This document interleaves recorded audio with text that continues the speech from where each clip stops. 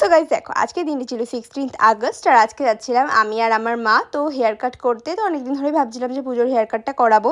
তো দেখো চুলটা আমার অনেকটা বড়ও হয়ে গেছে এমনিতে, আর আমার তো আগের বছর স্মুথনিং করানো ছিল, বাট এবার আমি অনলি স্পা করাবো আর একটু হেয়ার কাটও করে নেবো তার সাথে। তো দেখো আর একবার স্মুথনিং করিয়েছিলাম, বাট আর করানোর ইচ্ছা নেই আমার। তো যাই হোক এখন যাচ্ছি, আমি আজকে যাবো হচ্ছে কেলভিনসে। তো দেখতেই পাচ্ছ চলে এসেছি, আমি আর আমার মা আজকে হেয়ার কাট করবো। তো দেখো বসেও পড়েছি। তো এখানে ফার্স্টেই তো জানোই আগে হেয়ার ওয়াশ করানো হয়, তারপরে এখানে বলছিল কীরকম কি কাট করব।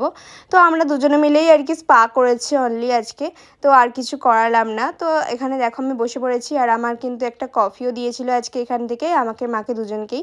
তারপরে আমার দেখতে পাচ্ছ পরপর যে প্রসেসগুলো রয়েছে স্পা করার, তো সেগুলোই চলছিল। তো দেখতেই পাচ্ছ তোমরা আমি আর আমার মা মিলে এখন কফি এনজয় করছিলাম। তার মাঝে আমার ভাইও চলে এসেছিলো। তো দেখো এখন হচ্ছে আমার ভাইও বসে রয়েছে আমার পাশেই। আর ফাইনালি আমার হেয়ার কাটও চলছে, এবার মায়ের চলছে, তারপর হচ্ছে আমার হেয়ার কাট হবে আর কি। তো দেখো তারপরে মায়ের এটা হচ্ছে ফাইনাল লুক। আর এরপরে দেখো এই যে আমার ভাই বসে বসে এখন গেম খেলছে। আর তারপর এটা হচ্ছে আমার ফাইনাল লুক। আমার ফাইনাল লুকটা কেমন লাগছে তোমরা সেটাও অবশ্যই কিন্তু কমেন্ট করে জানাতে ভুলো না।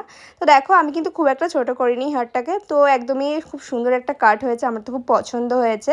তো যাই হোক আজকের এই ছোট্ট মিনি ব্লগটা এই পর্যন্ত, দেখা হচ্ছে নেক্সট কোনো মিনি ব্লগে। চলো আজকের মধ্যে চলো টাটা বাই।